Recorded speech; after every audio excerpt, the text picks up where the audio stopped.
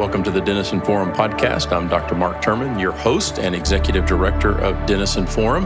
The Denison Forum exists as a place where we can talk about truth, faith, and culture, and how those things intersect and sometimes complement, sometimes are in conflict with each other. What we like to say at Denison Forum is that we're seeking to explain the culture to the church, to the followers of Christ like you and me, so that we can redeem the culture by being salt and light, as Jesus said we would be as we follow him. As I like to say, God is making us salty bright for his glory and the good of others. And that's our purpose. That's why we're here. Today, we're talking about the intersection of faith and science. Some people, especially in the last 20 years or so, have said that those two things are in conflict and cannot coexist. I think you'll find through our conversation today that that's just exactly the opposite. Today, we are having a conversation with Dr. Stephen Meyer. Dr. Stephen Meyer has written a book recently called Return of the God Hypothesis. He holds a PhD from Cambridge University in the philosophy of science. Today, he directs the Center for Science and Culture at Discovery Institute in Seattle. He has authored a number of best-selling books, including Darwin's Doubt, Signature of the Cell, and the book Return of the God Hypothesis that we'll be talking about today. He's been published in a number of places you're familiar with: the Wall Street Journal, the National Post of Canada, USA Today, the Daily Telegraph. He's also been featured on a number of shows that you're probably familiar with: the Jim Lear NewsHour, all of the evening news programs of NBC, ABC, CBS. He's been on Ben Shapiro's Sunday Special, as well as Fox News, the Dennis Prager Show, Good Morning America, C-SPAN, and others. Today, we'll be talking about his discoveries and the very beautiful articulation of those discoveries that indicate how science points to the reality of God as the creator of all things, and not just a creator, but a personally involved creator. So we're looking forward to the conversation. Thanks for coming along with us. Dr. Meyer, welcome to the Denison Forum Podcast. Would you like to say hello? Well, hello to you all in the Denison Forum Podcast. Thanks for having me on.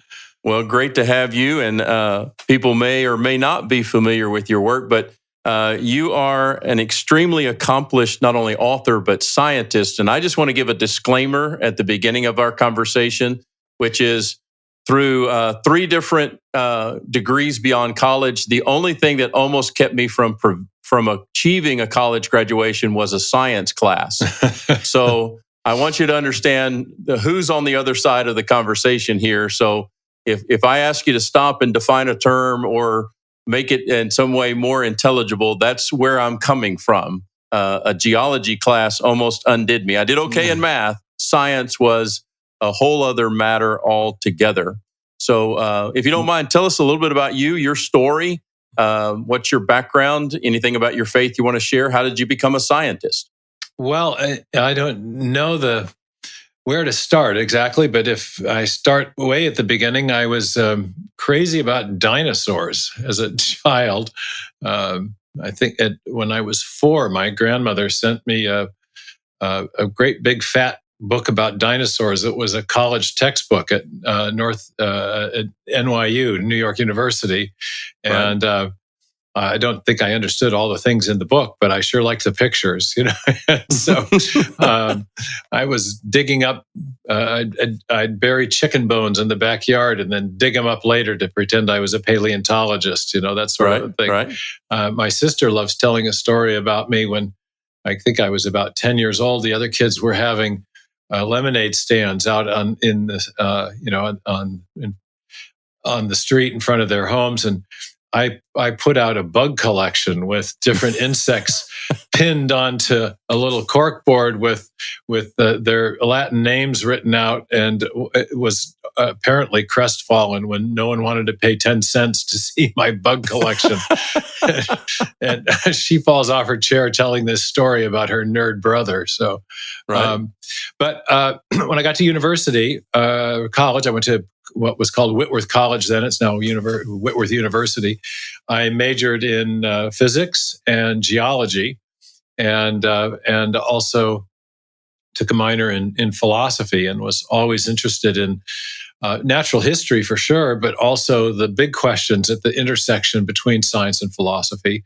And natural history raises some of those questions. How did life get here? Where do Right. those fascinating trilobites and dinosaurs and prehistoric fishes come from? I finished college right as there was a kind of oil boom going on in Texas. I was from the Northwest, never been to Texas, and ended up getting a job as an exploration geophysicist for one of the major oil companies at the time, and it was initially working in a field of seismic digital signal processing, which was a early form of information technology. And oddly, that led me into an interest in the origin of life, because 3 or 4 years into my career, a very fascinating conference came to Dallas where I was working that featured scientists and philosophers who were discussing the big questions at the intersection of science and philosophy: the origin of the universe, the origin of life, and the origin and nature of human consciousness. And the conference was divided in each panel. Each panel divided participants on one side who were materialist, atheist, agnostics in their worldview, and on the other, theists in their worldview, and had the big discussion about which worldview really makes better sense of the scientific evidence that at that time was being discovered. This was in the late 1980s, in any case, I was really fascinated with this discussion. I attended the conference, just heard about it from a friend, and the discussion about the origin of the universe was particularly fascinating because one of the great astrophysicists in the country, Alan Sandage, announced for the first time his public conversion from a secular agnostic position. He was a secular Jewish scientist who was kind of hard-bitten scientific materialist, and announced that he had become a believing Christian. And in his talk, went on to explain how the scientific evidence pointing to a definite beginning to the universe confirmed the reality of a creation event that got him thinking about deeper metaphysical matters and how you could explain the origin of the universe he realized you couldn't explain it materialistically, because matter and energy were the very things that had come into existence. And before that, there was no matter to do the causing. And I remember him looking into the camera, and I saw the footage later, saying, kind of grizzled, fellow who had really obviously been wrestling with these deep questions. And he said, this can only be described as a supernatural event. There is no way that this evidence for the beginning could have been predicted within the realm of physics as we know it. And there were several other astrophysicists on the panel. Owen Gingerich, who just died this week and had a fascinating, very wonderful obituary in the New York Times, Harvard professor, who had given a lecture the night before the conference started on the convergence of the Genesis account and Big Bang cosmology, that both were affirming that the universe had a beginning, and both affirmed that soon after the beginning there was a gigantic coruscation of light that would then permeate the universe as a whole. And he saw a number of these convergences of testimony.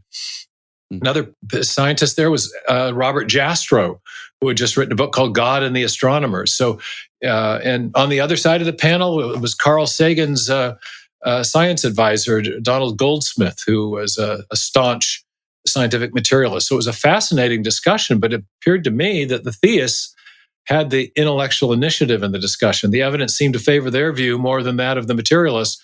And having studied at a fairly small Christian college, I had the kind of intellectual insecurity that many young people have going through colleges that are known to be religious and small and a bit outside of the academic mainstream. And so I was just kind of really intrigued that at the highest levels of science, the evidence seemed to be running in a theistic direction. And then there were yet other discussions about the origin of life in the next panel. And there was another extraordinary intellectual conversion announced with a leading chemical evolutionary theorist. Those are theorists who attempt to explain how the first cell comes from the simple chemicals in a prebiotic soup or a prebiotic ocean. And we all learn about this in our science classrooms, classes. And this scientist, Dean Kenyon, announced that he no longer accepted chemical evolutionary theory. And that was extraordinary because he and his co-author, Gary Steinman, had authored the best-selling advanced level graduate text on the book was called Biochemical Predestination. It was precisely about how allegedly the first life could have arisen as a result of undirected chemical processes. And at the conference, he announced instead that he thought that the evidence for an intelligent cause was how he put it, from the complexity of the cell and the information stored in DNA seemed to point towards what he said is that it seemed to point towards an intelligent cause, and that it was time for the theologians and philosophers to reopen the natural theological question. What can nature tell us about God? Quite a lot, he intimated. And so this was equally extraordinary. And it happens that in the aftermath of the conference, a friend introduced me to one of the other panelists who had spoken about the origin of life. He was a scientist who'd written a book called The Mystery of Life's Origin, Charles Thaxton. We became friends. He mentored me over the next year or so. And a year later, I was off to do a PhD on origin of life, and initially a master's degree, and then later a PhD on origin of life biology. I became fascinated with this topic. After I finished the PhD in 1990, I taught for 12 years at Whitworth University, where I had been an undergraduate. During that time, my ideas, my thoughts about intelligent design and the whole question of the origin of life had a lot of time to percolate and germinate. And it took me quite a while, but in 2009, I finally produced my first book on this, and that was Signature in the Cell. So That's a little story. Yeah. Yeah. It sounds like that conference was not a showstopper on one accord, but maybe on three levels. It was a showstopper. The discussions were extraordinary. We've recovered some of the footage recently, and it was everything I remembered it to be.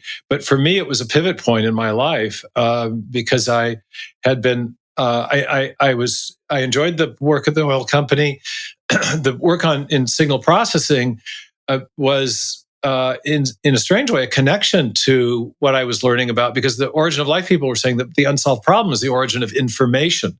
DNA contains literally digital code. Bill Gates says DNA is like a software program, but much more complex than any we've ever created.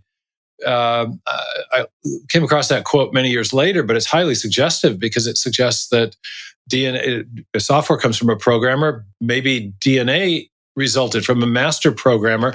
Several of the panelists at this conference were suggesting as much.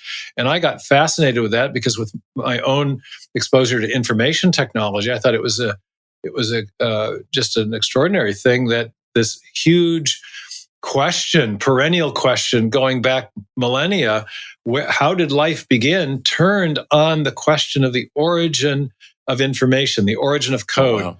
And the chemical evolutionary theorists were acknowledging they had no idea how we got from undirected chemistry to literally code. And that was so I got fascinated with that, and my background was just relevant enough that I had a little toehold in the discussion, and then kind of went to town, did my homework, and started to have long conversations with Dr. Thaxton initially, and eventually went to the UK to do my PhD on that topic. So it's been a fascination for many years. Well, I want to come back to that conversation about code and DNA in a moment. I'll have to admit to you, I'm resisting the urge to just say, explain the dinosaurs because of where you started and because of a 5-year-old granddaughter who's already asked me that question in the last couple of months. What about the dinosaurs? Where did they come from? My 3-year-old grandson is fascinated and has been teaching me the names of dinosaurs I never heard of, perfectly pronounced. And so it's people often ask me, well, these were scary creatures. Why would God have created dinosaurs? And my answer is very simple. for the endless fascination of 3-year-old and 4-year-old boys millions of years later. And it sounds like 5-year-old girls as well, So, yes. And a whole bunch of parents and grandparents who take them to see movies. Yeah, movies and museums. I mean, O'Hare Airport, which has that tremendous replica of the Brachiosaurus. So, even where I live, north of Dallas, we have an interactive outdoor museum full of dinosaurs. Okay. And well, why not? They're just we have Dinosaur Week all through the summer. They're awesome. They're awesome. Yeah. So the God hypothesis, if I understand where you're starting from, is this idea that within science, the idea of being a theist, that there is a divine source. Deism, as a comparative, would say that, okay, well, God is real and he started everything, but he's not involved. Being a theist means that you hold that there is a God who is the source of all things and that he is intimately involved in his creation. Do I have it summarized correctly? Yeah, that's a good summary. Theism holds that there is a transcendent creator, a creator separate from the universe, who is powerful and intelligent and also active in the creation, both in upholding the laws of nature on an ongoing basis, but also active episodically in acting as an agent within the creation that he otherwise sustains and upholds, either to create specific forms of life, for example, or to perform specific acts of redemption for the human race. This would be a biblical form of theism, which would see God as active in human history, speaking to mankind, performing what we call miracles or acts of God in a discrete and discernible fashion against the backdrop of his ordinary action in upholding the laws of nature. So there'd be kind of a biblical worldview. Okay. Or certainly a theistic worldview, but the Bible affirms a theistic worldview. Right. If I understand this book and to a degree your two previous works as well, they are something of an answer to the work of what are sometimes called or referred to as the new atheists. I think if you walked up to a typical person in our country today, you would hear them espouse the ideas of people like Richard Dawkins, Peter Singer, Christopher Hitchens, others who have been deeply influenced, perhaps by 100 or more years, around the thinking of Darwin's evolutionary theory, Marxist economic theories and social theories, Freudian and Nietzsche theories. And we've grown up, at least in the years that I've been alive, with the idea that those are the authorities and that their ideas about the origins of man, the universe, the cosmology, that those are the absolute truths that no one can question. Is your work in many ways a response and an answer to that? I think it is a response and an answer to that, but I'd like to put the description of what the book does in a little broader context. There's a storyline that I develop. I don't really develop it; I report it. I think it's there are many powerful voices in the culture today: Dawkins, Lawrence Krauss, the late Stephen Hawking, the late Stephen Weinberg, the other new atheist authors that you mentioned, Bill Nye, the science guy. I mean, right down to the popularizers, who are telling us and speaking putatively, very authoritatively, saying that science properly understood undermines belief in God, or at least renders it completely unnecessary as an explanatory postulate or proposition. We can explain how everything got here by undirected, unguided natural forces, and we don't need to consider the possibility of an external creator or intelligent agent or designer of any kind. This view has became, I think, ascendant in the late 19th century as the result of figures like Darwin, also Marx and Freud, who were working out other implications of that materialist creation story that Darwin advanced. but other figures as well. The philosopher Nietzsche, who famously said that God is dead. The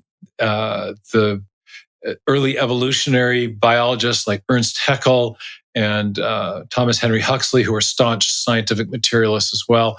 So there was a kind of revolution in thought in the late 19th century that brought what scholars call a materialistic or naturalistic worldview into prominence within the academy and eventually in the culture.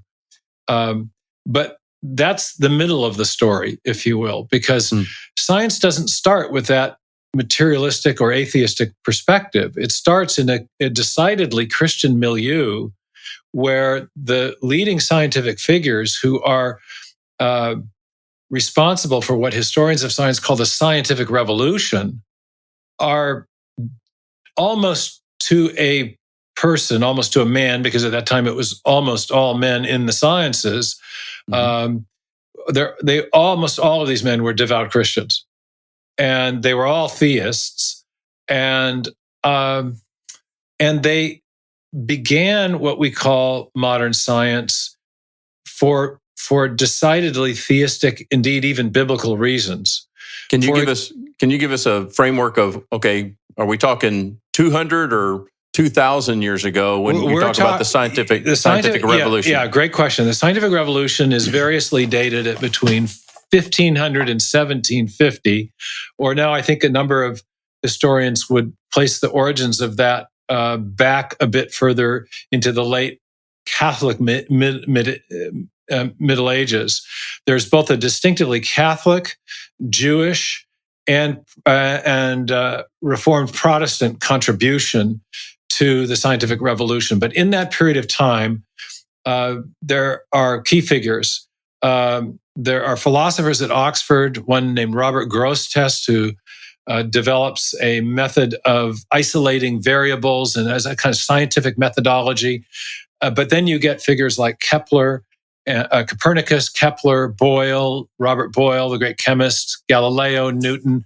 And whereas Galileo had a bit of trouble with the church, most of that was actually over Aristotelian, not biblical or ideas.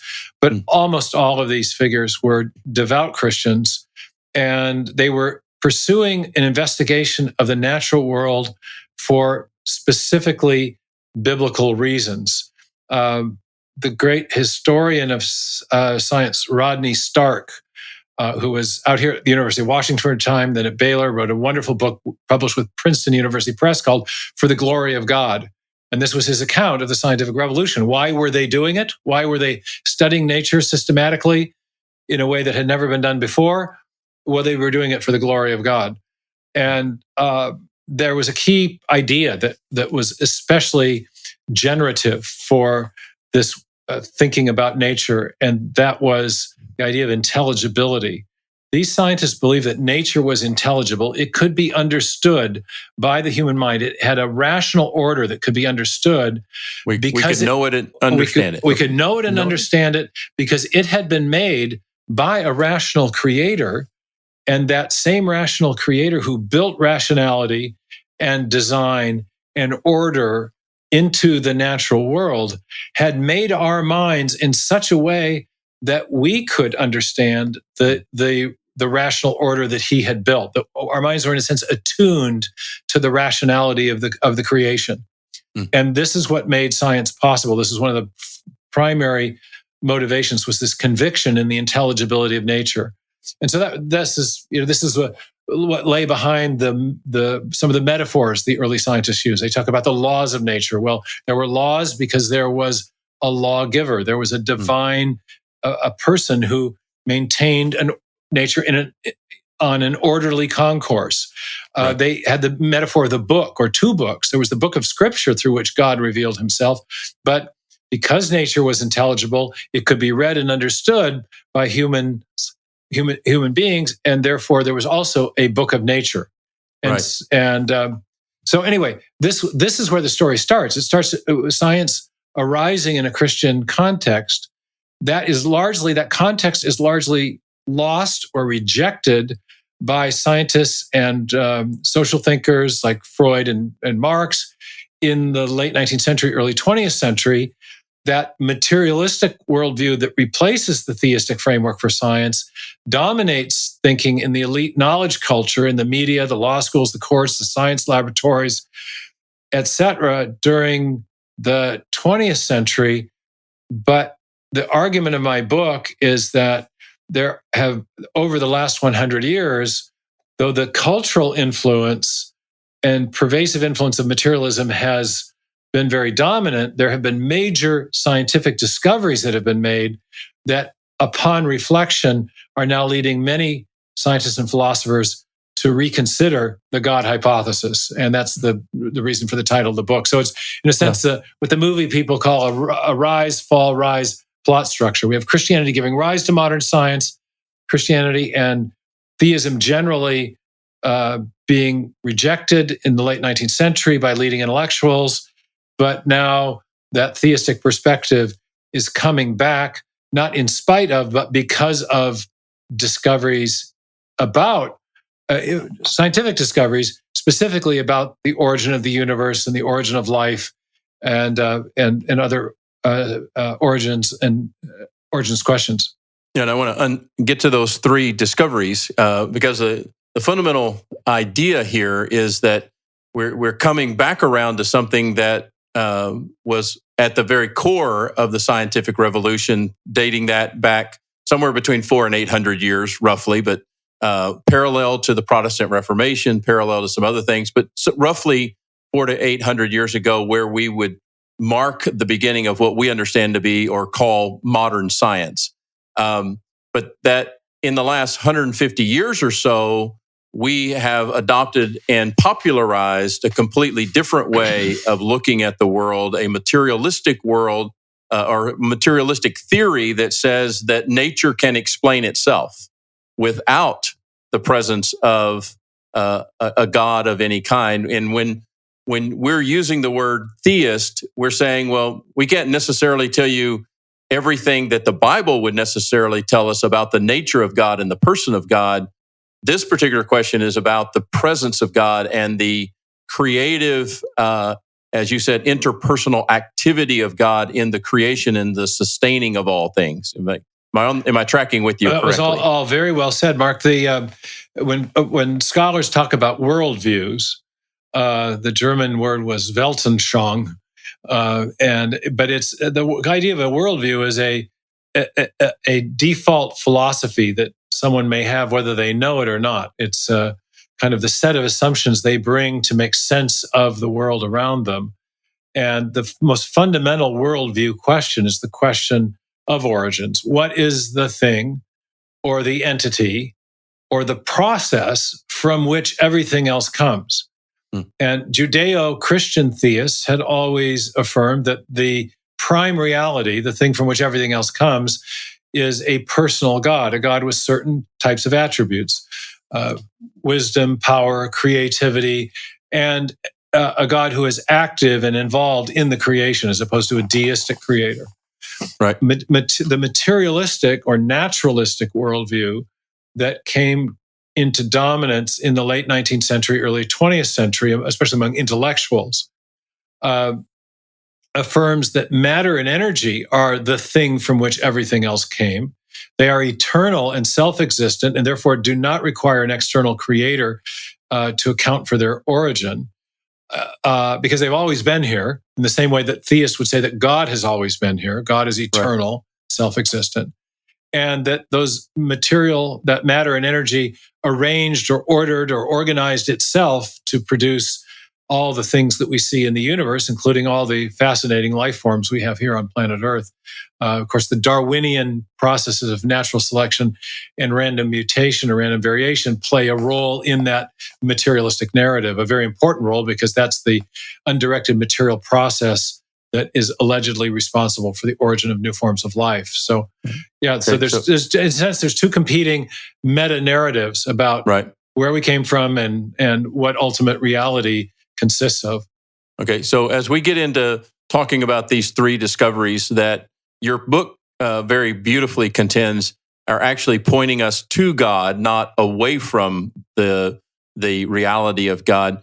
But kind of to set the stage as a non-scientific person like me or someone else listening to this, explain for just a moment that in the world of science, that there are these four fundamentals that are kind of essential to everything: matter, energy, time, and space. Well, Can you right. just describe that for a moment? Yeah, if you're doing physics, you've got different kinds of fundamental variables or parameters or entities, and we analyze.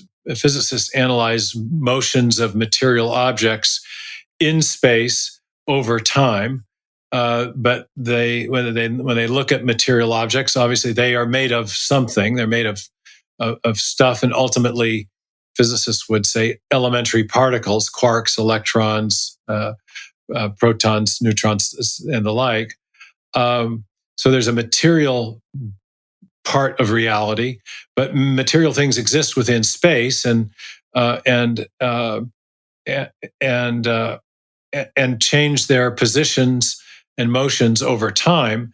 Then the other element is energy, which is that thing which produces motive force or which produces motion. And we dig it up out of the ground. If we live we're out in Texas and looking in the oil shale, we're trying to get at some energy, so we're all kind of familiar with substances that contain energy that we can harness. But physicists think about matter and motion. Energy is the thing that produces the motion in the matter, and the matter and the motion occur within space and time. So those are sort of, we think about the universe and we think about the origin of the universe itself. Most physicists think about the origin of those four domains: matter, space, time, and energy. Should Christians boycott? Is Christian nationalism biblical? Should Christians send their kids to public school? We tackled these questions and 7 more in our latest volume of Biblical Insight to Tough Questions. Support the mission of Denison Forum and request our new book today at dfpodcast.org.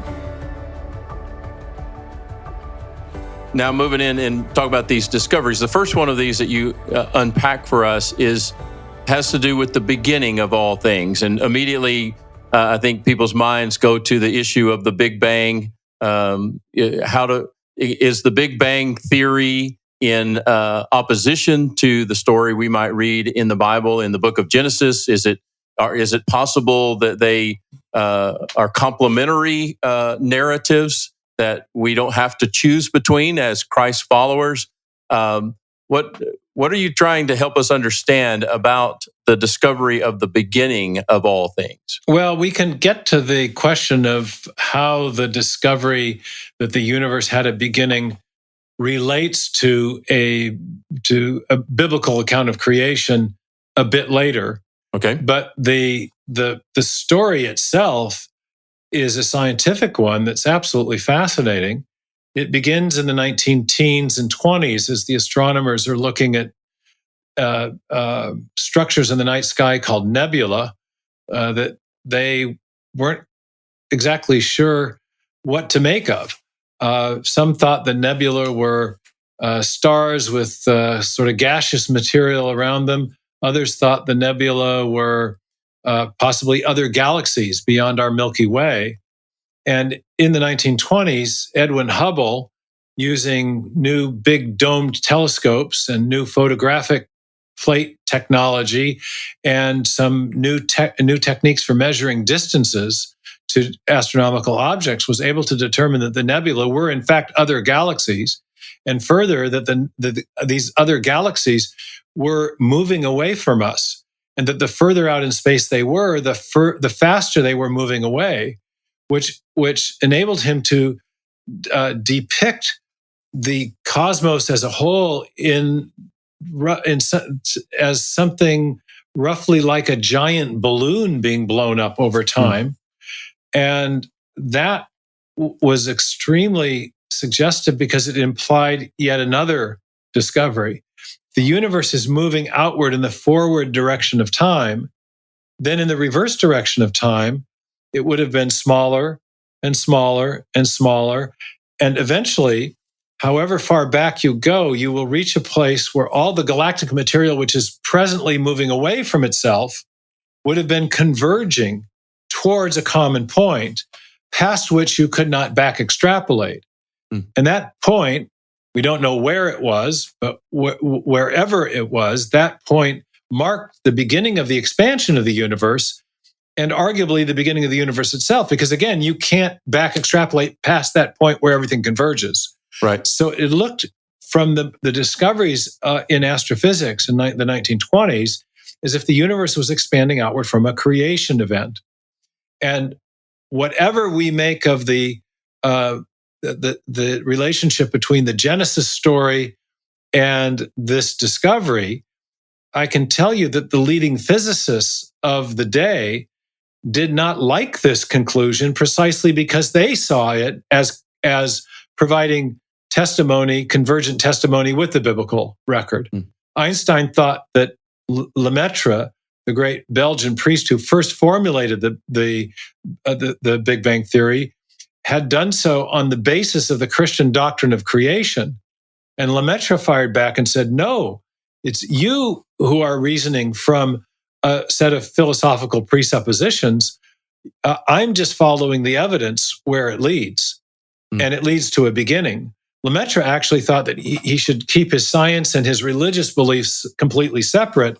But the atheist physicist or the secular physicist saw a very significant point of agreement between the two. Both affirmed a beginning in particular. Einstein, and I tell this story in the book, is a fascinating story. Einstein's own theory of general relativity, his theory of gravity, implied that there must be a countervening force pushing outward, causing the expansion of the universe outward from a beginning.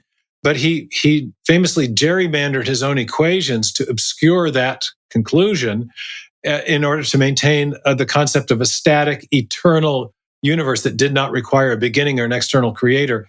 In 1931, however, he went out to the Palomar Observatory at Mount Wilson, met with Edwin Hubble, looked through the telescope. 2 weeks later, he gave an interview to the New York Times, affirming that Hubble and his colleague Humason had in fact shown that the universe was not static. It was dynamic and expanding. There was a beginning. And he later said that his attempt to avoid that conclusion was the greatest blunder of his life. So, there's been a consistent pattern of physicists or astrophysicists who are of a materialistic mindset, trying to find a way to circumvent the conclusions of the Big Bang because they see it providing support for certainly at least a theistic worldview, if not the testimony of the Bible itself. In fact, if I understand your work correctly, this area, we are all familiar with the name Hubble relative to telescope, but all of this is really about the study and discovery of light and how light is moving through the universe as it relates to the expansion of the universe, pointing backward to this beginning. Correct? Yeah, absolutely. And in fact, several different modes of analyzing electromagnetic radiation have confirmed this conclusion that the universe had a beginning. The first was, as you mentioned, the study of the light coming from those distant nebular structures, those distant galaxies. What Hubble realized was that the light coming from those galaxies was redder than it should otherwise look. If you shine light through a prism, it will separate into the different colors of the rainbow, red to violet. The violet light is very short wavelengths. The red light has longer wavelengths. If an object is receding away from us, the light coming from it will shift in spectral analysis towards the red end of the electromagnetic spectrum. It will look redder than it usually would look. And so the light coming from the distant galaxies was almost without exception red shifted in every quadrant of the night sky, suggesting that all of the galaxies were moving away. And the ones, as I said, that were further out were moving away faster. There was more red shift associated with them. And the only way to account for that was something like a spherical expansion of the universe as a whole. Mm. And so that bit of light helped us establish an expanding universe outward from a beginning. Later, there was another form of radiation discovered called the cosmic background radiation, which is outside the visible spectrum, but it's a very low. It has a very low temperature equivalent. It's a kind of a background hum that's out in the space. And the scientists who discovered the existence of this radiation was thought to be a consequence of the Big Bang Theory. If the Big Bang Theory is true, you'd expect to find this cosmic background radiation. And the idea was that based on the Big Bang, we would expect that shortly after the creation of the universe, the matter and energy of the universe would have been glumped into a tight space. And then as space expanded, driving the expansion of the universe, matter and energy would spread out, would dissipate throughout the rest of the universe. But in that process, the what was initially a very hot form of radiation would cool and have a particular kind of what was called a black body signature. And so some scientists actually found that in the 1960s. And they got the Nobel Prize for it, Robert Wilson and Arno Penzias. Penzias, a theist, a Jewish theist scientist, later said that the evidence that we have concerning the Big Bang is exactly what I would have predicted if I had nothing to go on but the first 5 books of Moses, the Psalms, and the Bible as a whole. In the Psalms, it actually, and in some of the Hebrew prophets, there are multiple references to God stretching out the heavens or having stretched out the heavens, and both of those things are true. The heavens have been stretched out in the past tense and continue to be stretched out as the expansion of the universe proceeds apace, moving in the forward direction of time. He continues to make his declaration even louder as he expands. There is an extraordinary convergence of testimony about between modern cosmology and the biblical record. All right. Well, let's move on to the second discovery, which is related to this digital code. We all live in a computer environment and an information age, which is where I connect to this. A few years ago, just kind of tell you a little story. I had a really great friend, really smart guy in my church, financial analyst advisor, who said, I just need some answers. I need answers about dinosaurs. And he handed me, after reading, Francis Collins' book, The Language of God. And there was so much about that book that went completely over my understanding. But coming to this idea that you explain in your book about how DNA actually carries an alphabet or a numeric code that builds other things. Can you unpack that a little bit for us? Absolutely. So one of the great discoveries of modern science also happens in the 20th century, a little bit after the Hubble-Einstein episode in the 20s and 30s. In the early 1950s, late 40s, 1950s, people working in biology that we would probably now call molecular biologists, they didn't have that term at that point, but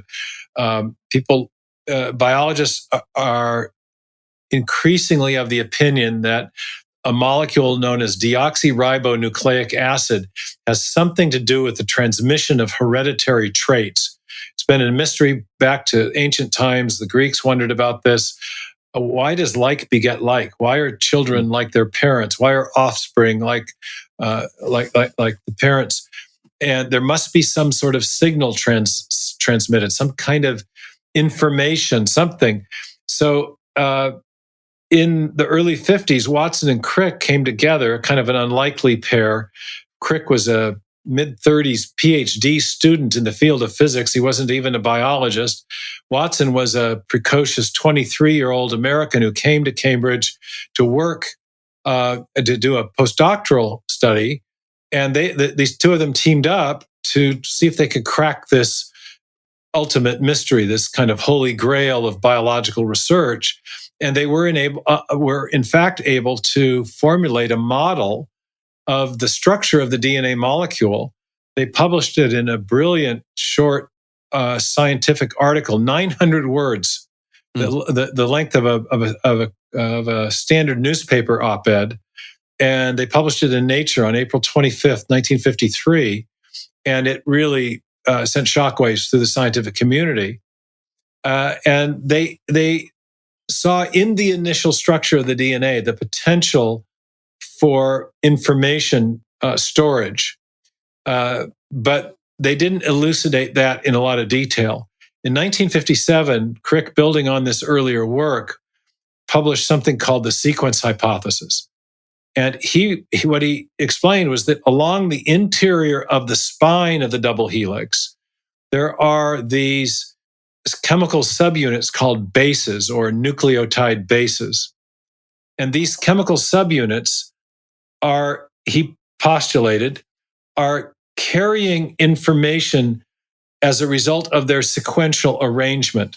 They're functioning, he argued, like alphabetic characters in a written text, or the digital characters we use in software today, the zeros and ones. And many scientists have described the function of the basis as alphabetic or typographic or digital. Leroy Hood, famous biotechnologist here in our area, simply says DNA contains digital code. That's what it does. Now, that was really, to me, the even more significant discovery. It's a stop-press moment in the history of biology, the history of science, I think in the history of the human race. Because what we learn is that in addition to matter and energy, space and time, there's an additional fundamental element to reality, and that's information. And it's crucial to understanding how hereditary traits are transmitted.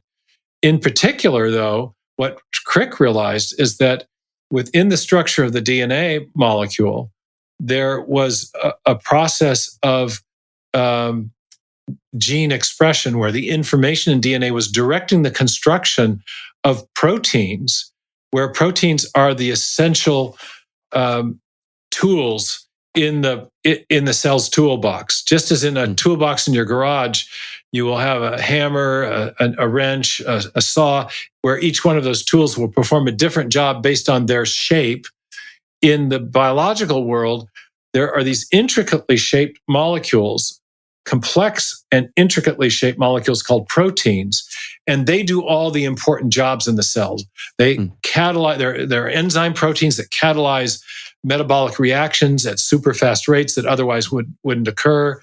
There are proteins for processing the information on the DNA molecule. There are proteins for building little miniature machines that we're discovering in cells, turbines for building energy, and rotary engines and sliding clamps, and little robotic walking motor proteins that tow vesicles of material down structures that are functioning like railroad tracks. That what we've discovered is that the simple cell isn't simple at all. It is something like an automated factory, and that the crucial machinery that carries out the jobs inside this factory are made of the miniature machines that do these jobs are made of proteins. And that takes us back to Francis Crick. The information for building the proteins is stored in the DNA molecule. Which I can remember as a young Christian in my late teens, my pastor saying it doesn't matter if you look through a telescope or a microscope, you can see the fingerprint of God. You can see his hands, because as we would say, and as you said earlier, if it's your computer and you want your computer to do something new, there has to be new information. There has to be new code that is given to that computer. Your computer doesn't make up code on its own. And that it points immediately directly to a programmer, to someone who is creating that code, correct? That's the argument in the thumbnail version that I've developed in Signature in the Cell. Whenever we see, let's go back to the Bill Gates quote. He says that the DNA has information in it, but much more complex. DNA is like a software program, but much more complex than any we've ever created. Richard Dawkins, the staunch scientific atheist, has said that DNA is like a machine code and that the pages of a molecular biology journal could be, apart from differences in jargon, they could be interchanged with pages from a computer engineering journal. That you're seeing the same sort of information technology. It's not just the presence of the code itself, it's that the DNA molecule is part of a complex information storage, transmission, and processing system that rivals our own high-tech digital information processing systems in our computer world. It rivals and exceeds it in its complexity, but it utilizes many of the same design patterns, strategies for processing digital information that computer engineers have only recently developed. So we're seeing all the hallmarks of an exquisitely designed information processing and storage and processing system, but inside the living cell. And of course, it then does raise the origins question: how did it get here? And I've argued that the best explanation by far, the one that is consistent with our knowledge of cause and effect, our uniform and repeated experience about how the world works, which is the basis of all scientific reasoning, shows that whenever we see information, especially in a digital or alphabetic form, and we trace it back to its ultimate source, whether we're talking about information, a paragraph in a book, or maybe a hieroglyphic inscription, or the information in computer code, or even information embedded in a radio signal, we always find that information ultimately issues from a mind, not a material process. So the discovery of information at the foundation of life in the DNA molecule and some of the other large information-carrying biomacromolecules like RNA, and you could even argue that protein is an information-carrying molecule. The presence of information at that level in life, at that foundational level, is a strong indicator of the activity of a prior intelligent agent. And that is the argument from intelligent design based on biology, or one of them. And starts to point in some way, in my mind, to the idea of not just a power or a source, a being that can create these things, but one who is personal from the standpoint of, if you understand communication as being personal in that way, that the very essence of relationship is communicating, and you can see that on even the smallest molecular level. There's an amazing, sorry to interrupt, Mark, there's a very elite level information theorist named, world-class guy named Hubert Yockey. He may have passed away, but I had some encounters with him when I was first becoming interested in this in the 80s and 90s. And he said that if you analyze the information storage, transmission, processing system in DNA from the standpoint of modern information and communication theory, what appears to be the case is that all the elements of modern communications systems, information-based communication systems, were present in life beginning 3.85 billion years ago, that these systems were invented long before we finally invented them after the late 1940s with Claude Shannon and Weaver and von Neumann and all these geniuses who brought us into the computer world and the information world, in the information revolution. And what may have been the case is that we weren't inventing anything; we were just discovering things that were already here. Well, I think ways to use them. I think what's interesting is that these leading figures did invent things that no one in the human race knew about. We didn't know. Shannon developed a theory of information, and von Neumann developed a theory of self-replicating automata. His insights were crucial for developing computer technology. Software engineers have been developing various kinds of what are called design patterns, which are unique ways of storing or transmitting digital information. But then when we do a look back at what's in the cell, and we start to look at it with the benefit of our understanding of how you actually build and store and transmit digital information, how you do, for example, automated error correction. You find all these same design patterns at work inside the living cell, but we know we did not invent that. Right. But but we have these hallmarks of inventiveness, hallmarks of intelligent activity. The great information theorist who first applied a lot of information theory and information theoretic modes of analysis to molecular biology, Henry Quastler, was quoted as saying that the creation of new information is habitually associated with conscious activity. It's highly suggestive. Well, if we then, what should we infer then if we see information embedded in molecules inside living cells? The only known cause of that type of information is conscious activity, and therefore we can infer the cause from the effect. Right.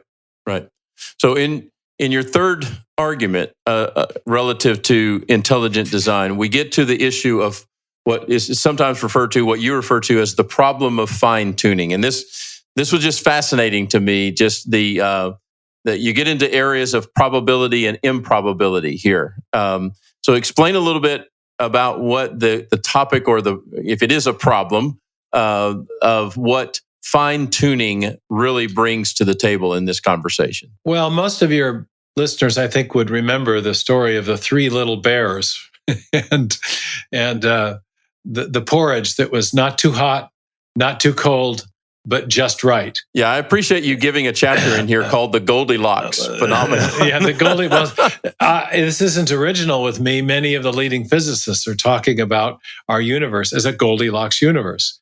But instead of just the porridge, there are many, many parameters, fundamental parameters in physics that are necessary to understand how the universe works, and that also need to be, quote unquote, fine-tuned in order to make life possible. So, for example, there's 4 fundamental forces in physics: the gravitational force, the electromagnetic force, and 2 other forces called the strong and weak nuclear force. Each of these forces has to fall within very narrow ranges or tolerances in order to make life possible, outside of which, if gravity were a little bit stronger, a little bit weaker by a smidge, and the smidge, it has a number to it, it's, I think, 1 part in 10 to the 35th power, then we would not be able to form carbon, and there would be no life in the universe. The electromagnetic force is similarly finely tuned. The ratio between them turns out to be incredibly important and finely tuned.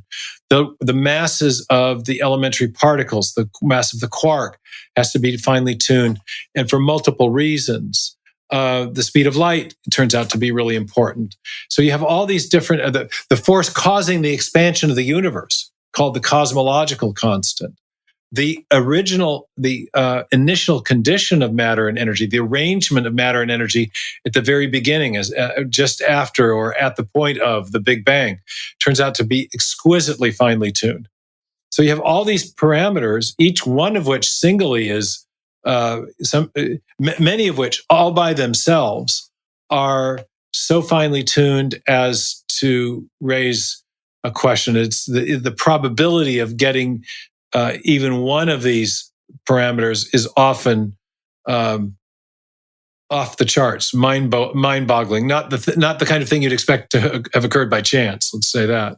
And when you, but the cumulative effect of all of them, the many of these parameters are independent, probabilistically independent of each other. So the improbabilities multiply, and so this is. The physicists have asked each other, well, what do you make of this? And some of the physicists who were themselves fairly staunch scientific materialists have changed their worldview as a result of this discovery. Fred Hoyle, in particular, discovered some of the most important fine-tuning parameters necessary to account for the abundance of carbon in our universe. And as a result of that, changed from being an aggressive scientific materialist who, in fact, rejected the Big Bang Theory because he thought it provided too much aid and comfort to theists and seemed to support the biblical creation story, ended up reversing field, and later was quoted as saying that the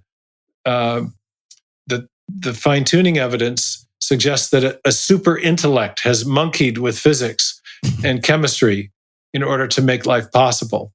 And I always like to point out that the monkeys have a way of making it into these origin stories. Into these stories always. Whether they're typing in a typewriter or whether they're the organisms from which we were supposedly evolved, you always got monkeys in it. But you in this case, somebody monkeyed with the physics to make life possible. A super intellect, he says. You never know if you can attribute that to Darwin or not when it comes to the monkeys being in every one of these conversations. Yeah, exactly. But in any case, with Hoyle, the idea is that there was a super mind, a super intellect that is needed to explain the universe, the fine tuning. Fine tuning suggests a super intellect fine tuner. And if I understood you correctly in your work, you said that there's multiple parameters, not just one or two, but they're just multiple parameters. Right. And if even one of those was off by this smidge, one of two things would happen. Either the entire universe would collapse on itself or it would burn up, correct? Well, that's with respect to certain of the fine-tuning parameters. If we don't get the cosmological constant right, and that's fine-tuned to 1 part in 10 to the 90th power, that's the fundamental force driving the expansion of the universe. So if we don't get that right, we either live in a black hole, where actually nobody lives because all that exists is a black hole, right, or we have a heat death of the universe where all the matter and energy dissipates so quickly and is so far flung that we don't have any potential for life either.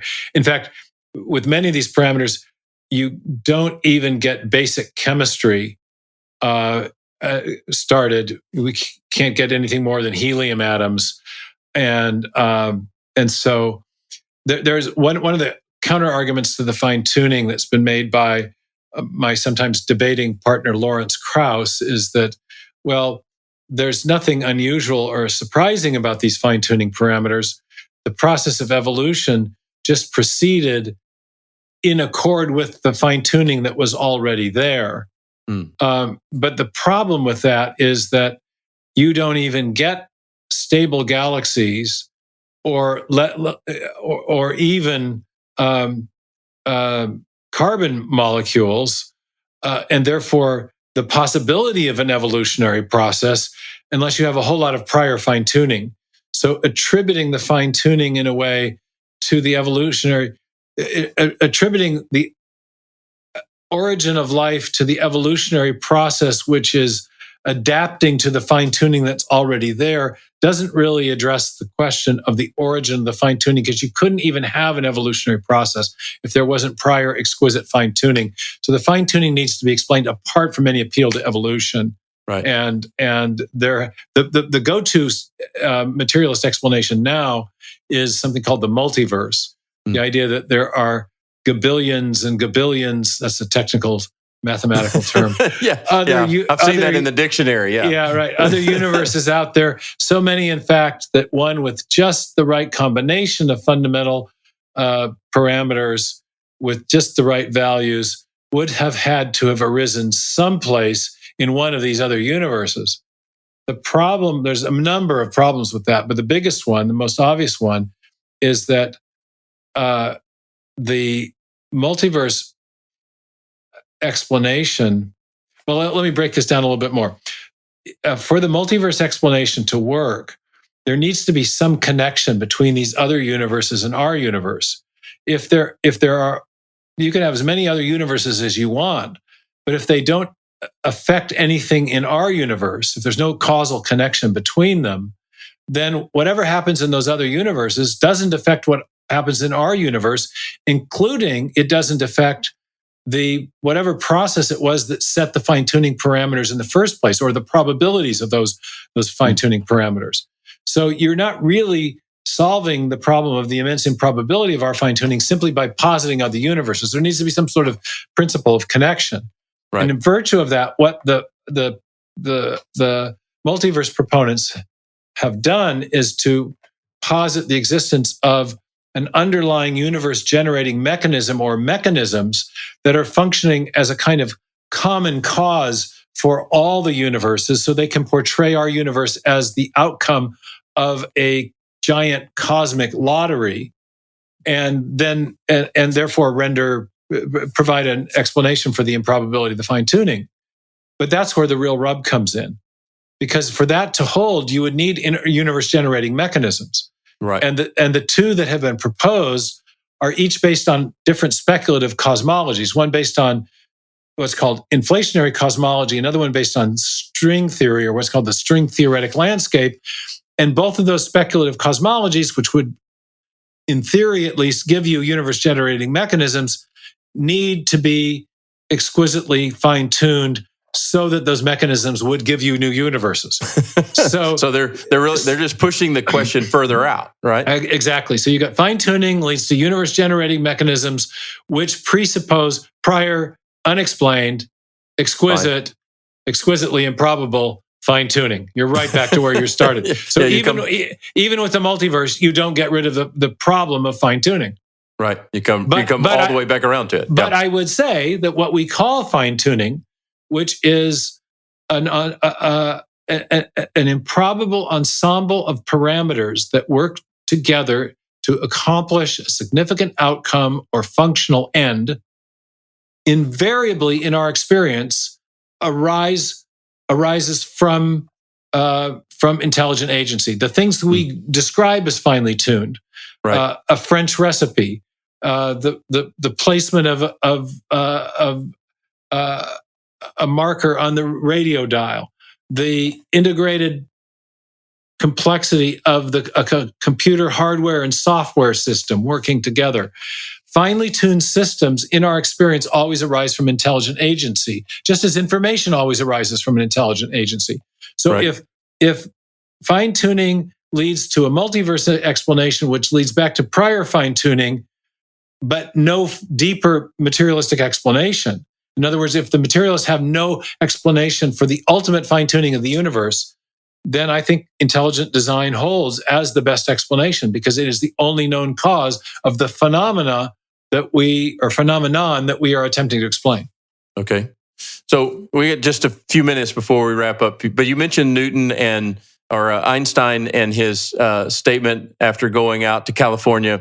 Others that have significantly, even radically changed their view over time. We have a friend of our ministry, John Stonestreet, who says he's made this statement that we hang on to, which is ideas have consequences and bad ideas have victims. Have we been living in an age scientifically, substantially, where a lot of bad ideas have led us to a place that in the minds of some, if not the minds of many, I heard you talk about the nuns in our culture who are separating from all religious belief. Is part of this attributed to bad ideas where people like Einstein have been, for various reasons, what I love about some of your work is how respectful you are toward those who disagree with you, where you can see their contributions, but also try to describe and call out their errors. Why do you think people like Einstein and others so diligently hold to their position when their own science and other science seems to be pointing in the opposite direction? Why do they hold so diligently to that? Well, I think that's just a human nature problem. We all do that. If we have an idea that's been working for us, we can get attached to it and tend not to want to change our minds until we're confronted with overwhelming evidence. And if there are some of us who will change our minds when confronted with evidence, and sometimes we, for whatever reason, bad faith or a bias or a prejudicial idea, we won't change. So I think that's just a kind of a common problem in human nature. It's also part of what's responsible for the phenomenon known as groupthink. Sometimes we just, that is one reason we don't want to break from the crowd, because we kind of depend on others to help form our worldview and to stabilize it. And so it's a hard thing for human beings to stand out against, 50, 100, thousands of other people who seem to be saying, no, that's not what's true. That's you're wrong. So I think that's just part of our human condition. Right. Let me talk about one side. You talked about the consequences of ideas, though. There's a scientist I greatly admire. His name is Steven Weinberg. He passed away 2 summers ago. I wrote an op-ed in the Jerusalem Post eulogizing his great contributions to science. He was a Nobel-winning physicist. I think he came from Harvard to the University of Texas, wrote a famous book, First 3 Minutes, about the Big Bang. But he was, in his personal philosophy, a very staunch scientific atheist, and he was famous for saying, the more the universe seems comprehensible, meaning to our science, the more it seems pointless. Now, I don't want to blame Weinberg for any particular tragedy, but this perspective, not Weinberg himself, but this perspective, which has been so pervasive in our universities of scientific atheism leading to a kind of nihilism, a perspective, by the way, which affected me very much as a teenager, sense of meaninglessness, I think has had a big consequence in people's lives.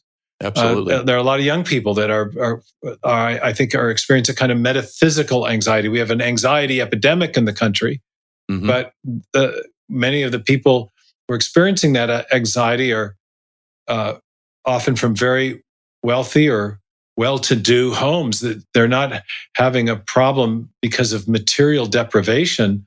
They're having a problem because of an unfulfilled search for meaning.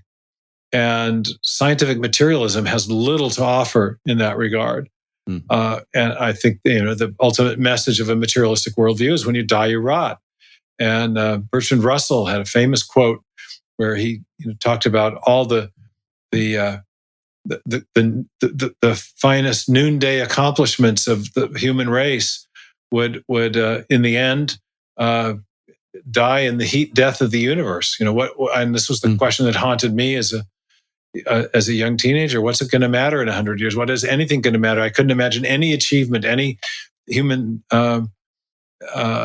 advance or progress that we might make in medicine or any technology. Eventually, it will all die. No one will remember it. What will it have mattered? Right. And I think that haunting sense of ultimate meaninglessness. Our friends on the other side will point out that, well, we can create our own meaning for the short time we're here on this planet, but there's something in each of us that would like there to be an enduring significance to our lives and maybe to our achievements, but certainly to our lives. And the problem is nothing can mean anything to an atom or a quark or a galaxy or a rock. Things only mean things to persons. And if there isn't an ultimate personal source to the universe, and if there's no possibility of personhood persisting beyond our short time on Earth, there is no possibility of meaning. There's only the possibility of molecules.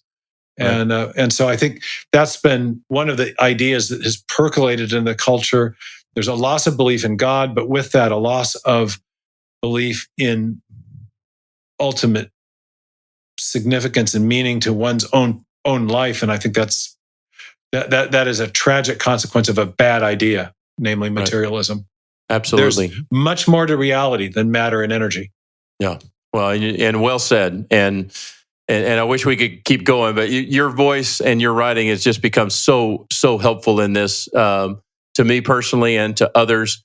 It just seems like God may be raising up you and others, people like James Tour that we mentioned, John Lennox, Francis Collins, many that you have mentioned today, who are coming with a different meta-narrative that I think our world needs to hear. And even as a non-scientific person, it is really being helpful to me, not only in understanding the world, but in understanding the beauty and wonder that God has created. And I just want to thank you for your work. I look forward to learning more.